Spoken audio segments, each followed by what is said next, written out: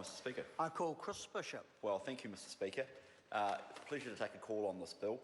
And I just want to contrast the two speeches, or two of the speeches we heard in the debate on the bill, because the two speeches I want to contrast are David Cunliffe's and David Parker's, because Mr. Cunliffe's speech was quite an extraordinary contribution to the debate on this bill, and it actually continues a long line of his speeches on a lot of bills that come before the House, which is to really put on the old tinfoil hat and see conspiracy theories when they aren't there.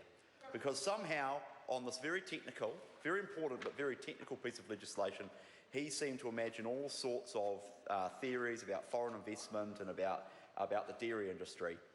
And then we had David Parker's speech, which was a sober and serious and important contribution to the debate, particularly the front half. I didn't necessarily agree with the back half of the speech, but it was a pretty good speech. And I just want to say to the House, sir, that it was an interesting contrast. I was not, sir, at university someone who enjoyed property law. I've got to say, at Victoria across the road, I enjoyed the lectures by Professor Richard Boast. I enjoyed learning about the history of the Torrens system, and we heard a lovely exposition from the New Zealand First member earlier, who I did not know was a lawyer, actually, sir, but it was an interesting thing for the House.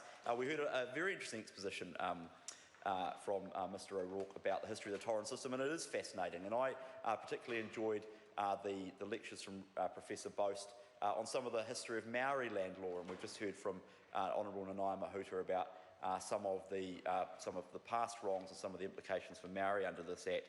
Very, very interesting, sir. But I was not someone who was particularly interested in the technicalities of property law, the indefeasibility and the way in which the Torrens system works, sir. But I think the take-home point from those lectures, and this is my final point, is that the land transfer system we have in New Zealand is world-class, it is world-leading, and it's extremely important. Not a day would go by, sir, when thousands of New Zealanders around the country would not use the Land Transfer Act and the systems contained within it that have been built up over time. It's extremely important, and this point's been made by a number of speakers, extremely important to the operation of a functioning of our functioning market economy based on property rights, and it's absolutely very important we get it right, sir. I don't think I will be on the Select Committee considering this bill, but I know that my colleagues, led by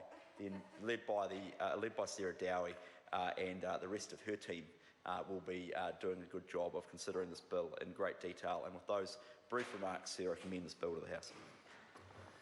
Members, this debate is concluded. The question is that the motion be agreed to. Those of that opinion will say aye. Aye. To the contrary, no. The ayes have it. Land Transfer Bill, first reading.